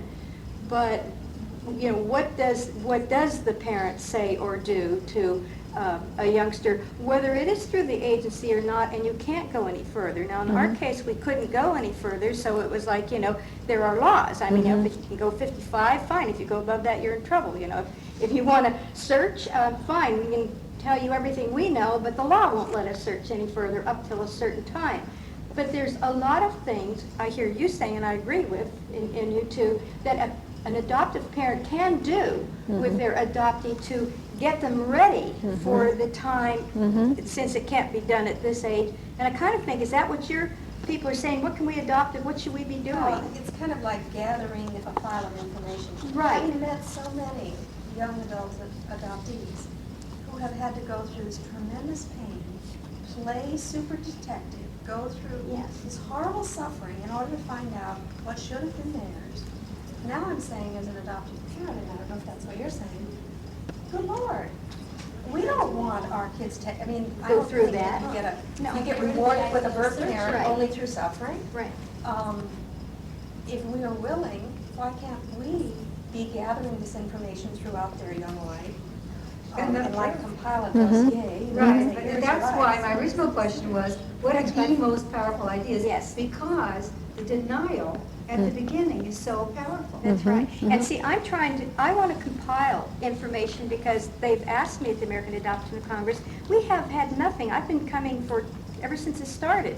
And my first years as an adoptive parent, I used to slither down like, God, what have we done, I mean, we just were way down here on the line. But there has been nothing concrete written for adoptive parents to say, now this is what we probably should be doing or not, or even support groups to get in. It was always pounced on groups, At first it was the adoptees, and I agree, everything should gear for them. They are the absolute top. What is good for the adoptee is good for everybody, because they were babies and they had nothing to say. Now they're adults and they have nothing to say. That doesn't sound right. But anyway, we need something to help adoptive parents, and I guess whether it's through agencies or not, what do adoptive parents, how do they communicate?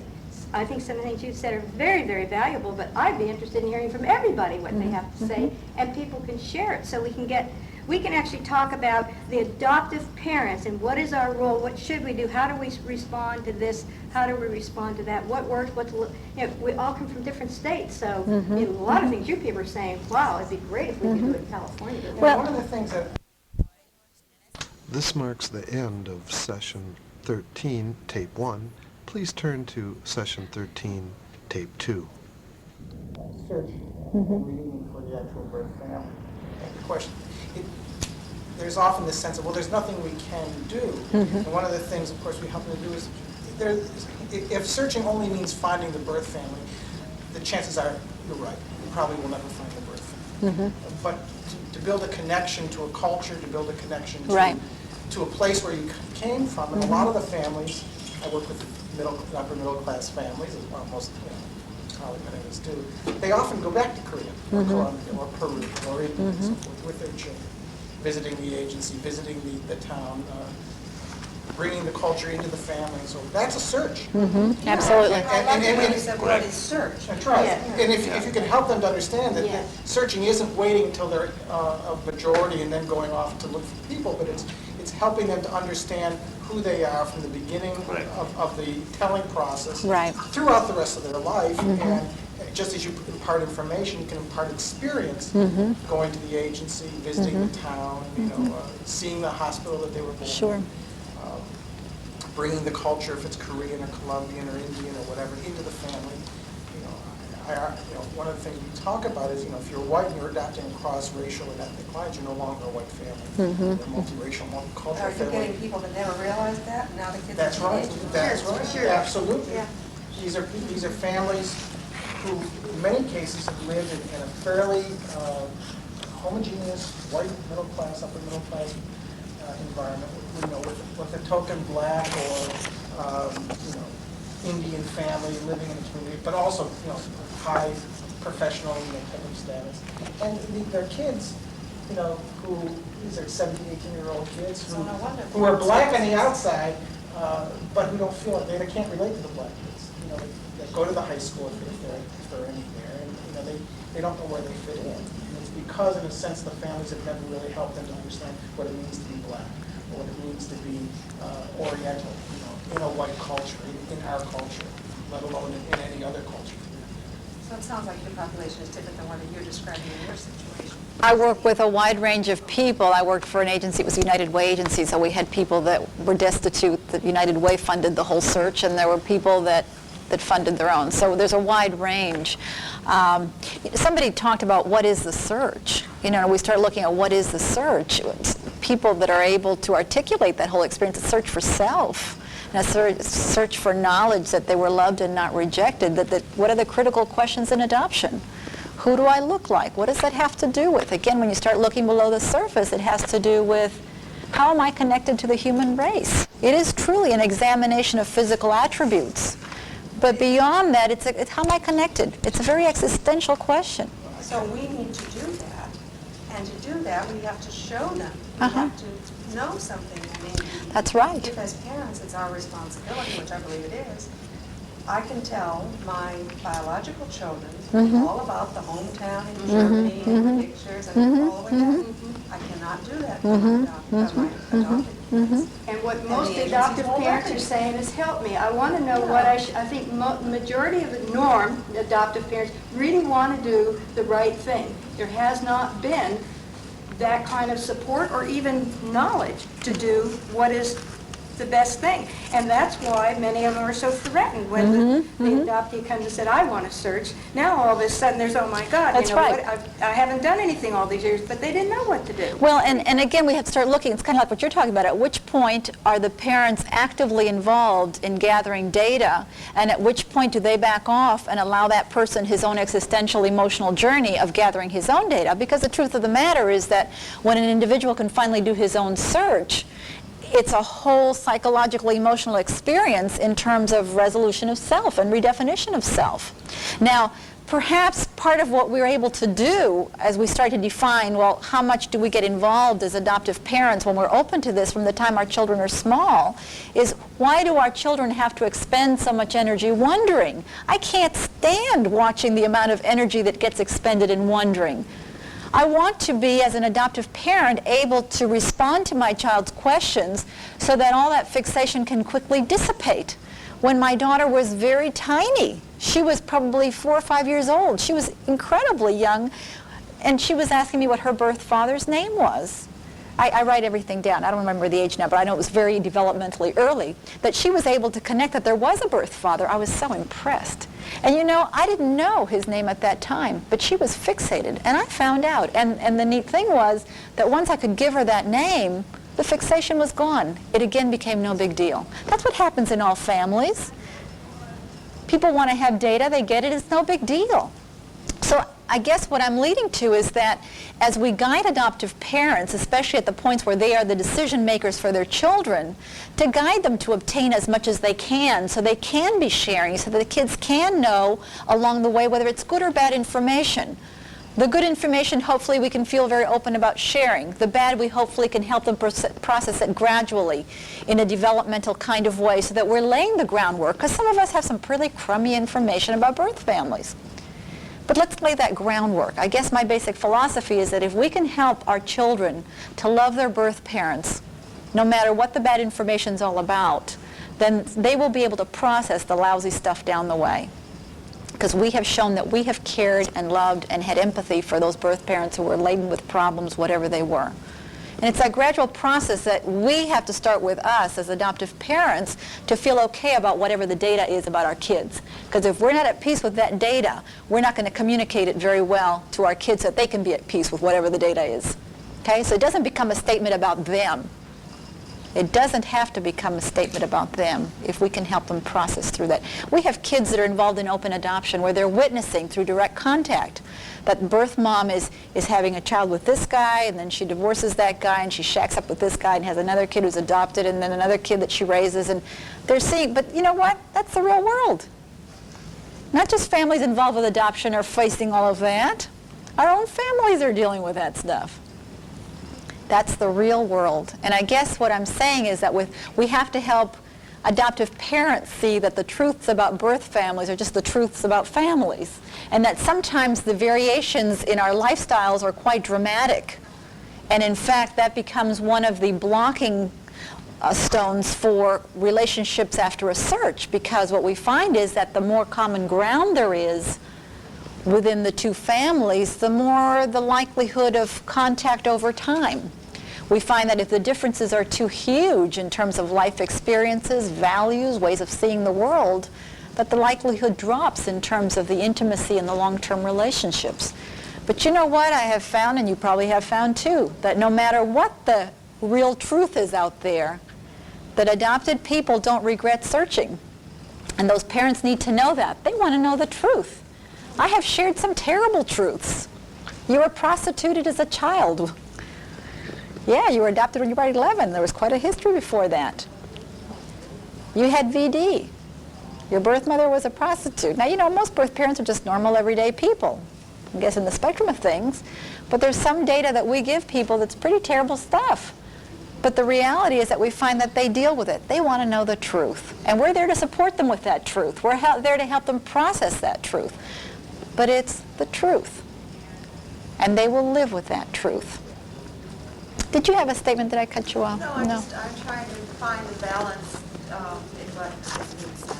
And as my place is reflecting that. I think there is a concern as every parent has to protect the child and to want to hurt for the child and to prevent that child from the emotional just ugliness of the world. And so I think if adoptive parents perhaps feel a tremendous need to make all that adoption hurt go away.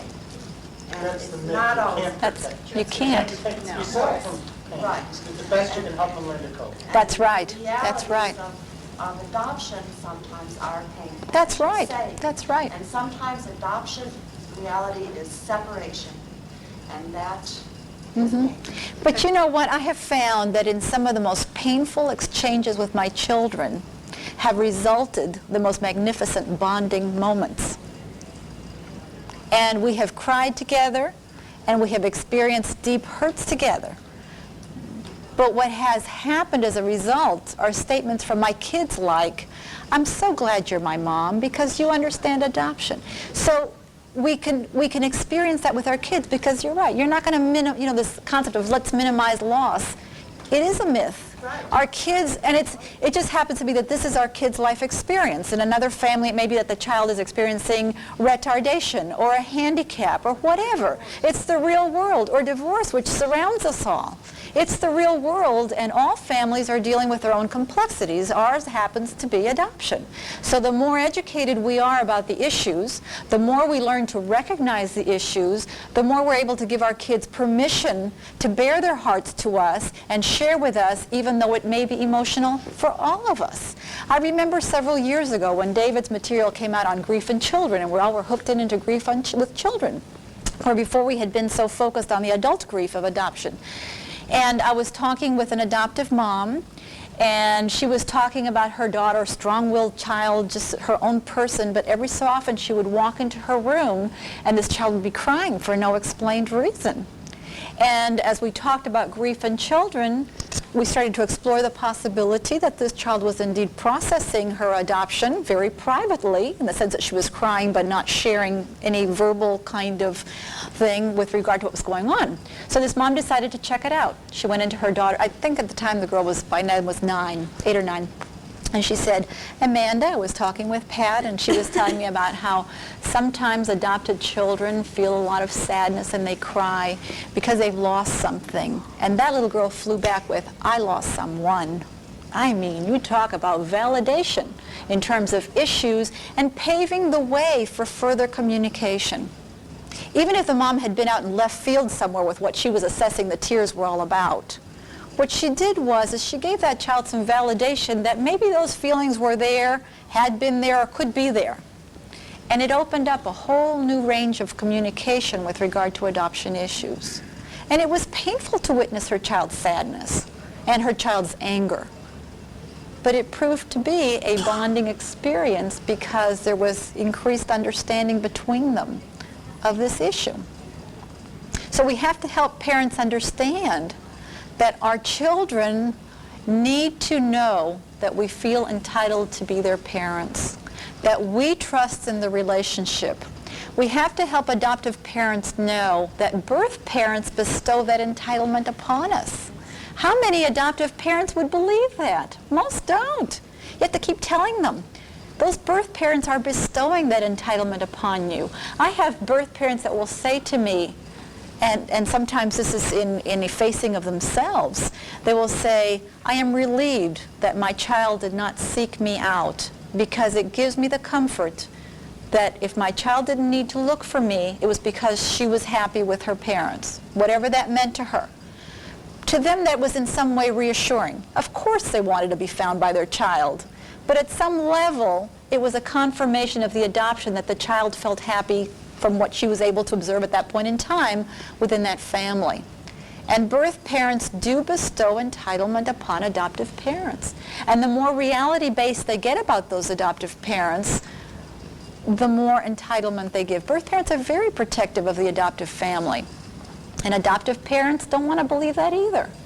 Very few birth parents are willing or eager to crash into the adoptive family unit. They want that child to feel secure. They want that child to be loved. They want that child to love those parents. Yes, of course they want to be loved too. And eventually, hopefully, they will be loved in the communicating kind of way, because those kids carry that love within themselves. But again, in terms of communicating, it's just totally validating all these various parties so that they can feel free to include one another. What's the task of parenthood? To prepare to let go. In adoption, sometimes that never happens because there's so much insecurity, we have to hang on more tightly. We have to help adoptive parents be parents and prepare to let go. And sometimes that means sharing those children with their mates and their future grandchildren and their birth families.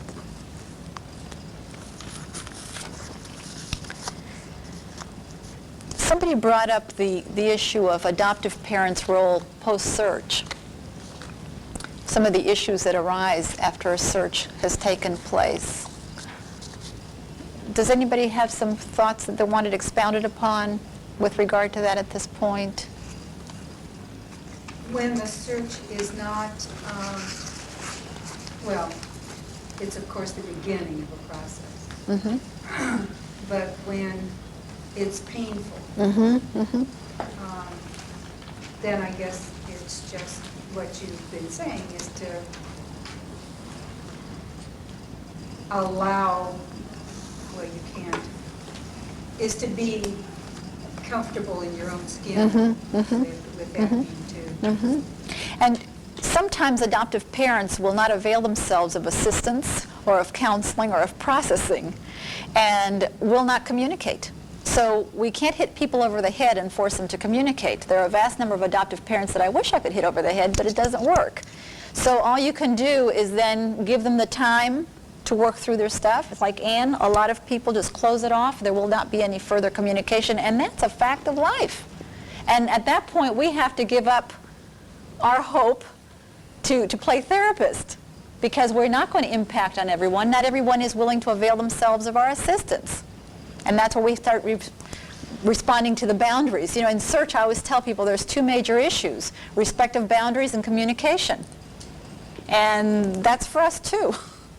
That we have to be respectful of those boundaries, that we can't just push ourselves down people's throats in terms of bringing up issues and making them confront those issues. Some of that will be confronted over time as they see the reality that they haven't lost their child to that birth family. Some of that is just seeing that evidence that they still are grandma to that child. I can't tell you how many adoptive parents get petrified that now my child has found birth mom. Does that mean I'm still the grandma? So again, just to keep validating when they're open to that. Trusting in relationships. Our kids need that desperately. We trust in the relationship. Adoptees have enough issues to deal with regard to trust and intimacy and permanence and all those central issues. So the more that we can do to help them deal with that, the better. I touched briefly on the extended family, and my encouragement to families is to really look at, again, at that permanence, so that siblings don't start having the feeling that because a search has taken place that now they're going to lose their siblings or lose all that extended family that somehow made contact with birth family. because we do take into account all those relatives. And sometimes extended family will not avail itself of any kind of counseling. And again, all you can do is communicate, make materials available. Sometimes people will say, well, my parents don't want to hear about it. Will your parents read? So we may encourage them to read books like Search, Aftermath, and Adjustment. Are you all familiar with that? It's short, it's simple, it addresses a multitude of issues regarding the search experience. I encourage people to just keep buying their relatives books that have to do with adoption, because again, the more we understand about the other parties, the more we're going to be able to have empathy, the more we can participate and do what we need to do. So you have to be creative in terms of how do you bring up these issues, if that's something you want to work at. Sometimes people do, sometimes they don't. More than periodically, I will represent birth parents in search. And because the children are minors, or because the adoptee is still living at home and I'm involving the parents, I have found that sending letters tends to be the way to go. When I was very, very new at this and very, very enthusiastic, I used to call people on the phone and I'd really freak them out. I use the phone when I'm doing searching, when I'm representing, when I'm contacting an adoptee or a birth parent. I have found that to be very efficient. It works very well. But with adoptive parents, I had to get away from making phone calls. They really tended to freak out.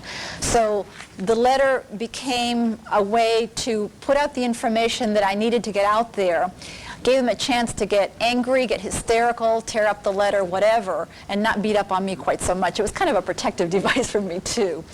Sometimes people did not believe that I really represented the agency that I was representing or whatever. And so it just gave some time for dissipating some of that emotional havoc that so many parents experience. And over the years, what I have done is built a letter structured in a way that I don't get to my point right away. I speak Spanish, and in Spanish you have sentences that when you translate them to English, you may have 5 English words, but in Spanish it would be 25. That's kind of how my letter goes, because I have to build up to from the non-threatening to the threatening. And so the letters most frequently will start off with, you may have noticed that there's a lot of changes in adoption. And then move on to that, to birth parent issues, how birth parents have a lot of questions and how adoptees have a lot of questions, and just kind of build up on that to finally, and now the reason for my letter is that your child's birth mother is inquiring. And then again, a very gradual process of what that birth parent is seeking. And somewhere tucked in there I'll have contact as desired, any kind of contact, whatever. But again, using vocabulary that validates them as the parents, because I want to reassure them that we're not throwing them out as parents because it's birth parents coming into the picture. This just happens to be the letter I use. You can look at it if it's ever helpful to you. But I have found that it has helped a lot of the people that I work with in terms of digesting what it is that they're having to deal with. It's not a cure-all. I still have adoptive parents that say, drop dead, don't call me, don't bother me. And of course, if we're dealing with minors, I have to honor what they're saying, and we leave them alone. I have to tell you, though, my basic philosophy is there's no such thing as an unsuccessful search. And this is my message to everyone. Anybody that's doing a search, whether the party that's being sought is responsive or not, accepting of the contact, is giving that person a gift. Remember that the greatest fear that all these parties have is the issue of rejection. By allowing that other party to know that I am available to contact whenever you are ready for contact, you have removed a tremendous burden from that person. So the day may come when there is readiness on the part of that person for whatever that contact will be. And so I have had experiences where I have contacted parents of minors, where the parents said, my child's 13 or 14 and my child's not ready for this, our family's not ready for this, disappear.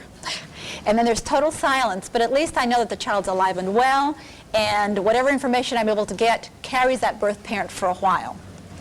It's comforting for that birth parent. Not going to be a cure-all, but there's some level of relief. And then a couple of years later, I'll have those adoptive parents come back. This has now become an open topic.